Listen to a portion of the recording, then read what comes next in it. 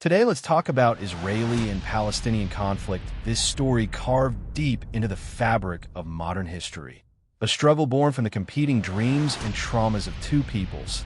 Its modern chapter igniting in the late 20th century with the First Intifada in 1987, when Palestinians in the occupied West Bank and Gaza rose up against Israeli control, confronting an entrenched military presence with stones, protests, and civil disobedience, while Israel responded with force, arrests, and curfews, a cycle of resistance and repression that drew global attention and laid bare the desperation of life under occupation.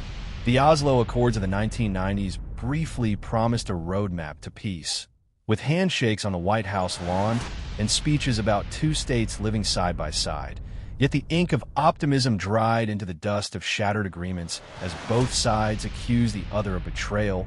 Settlements expanded, suicide bombings erupted, and military incursions became the language of failed negotiations. The Second Intifada at the turn of the millennium deepened wounds, entrenching divisions and birthing an era where walls, checkpoints, and blockades became permanent fixtures in Palestinian life.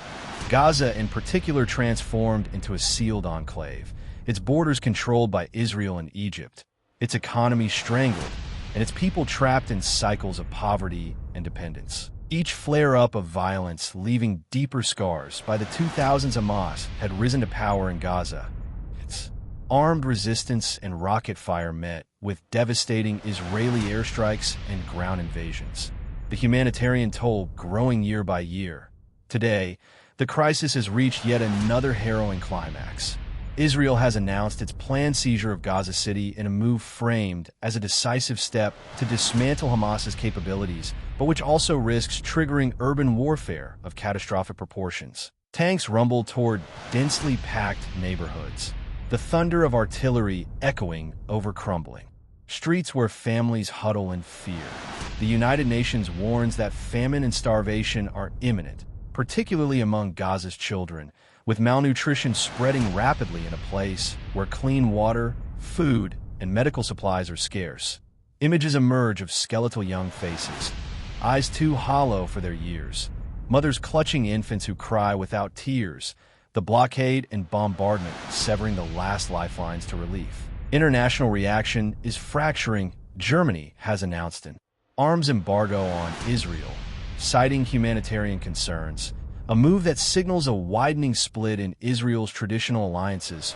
Protests swell in cities across Europe, the Middle East, and North America, demonstrators waving flags and chanting for justice as political leaders wrestle with the balance between supporting Israel's right to security and condemning the disproportionate suffering in Gaza within Israel.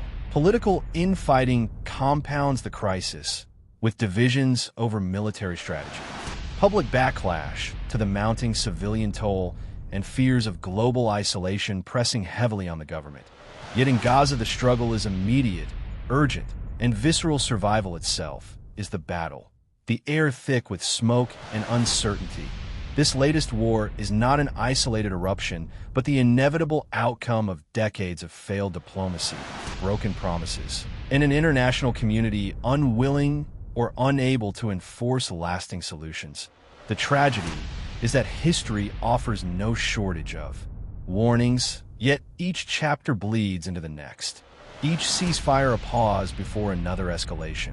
And now, as the tanks inch forward and the world watches with divided will, one question lingers, heavy and unresolved. Is this the path to ending the conflict, or just another step deeper into an endless war?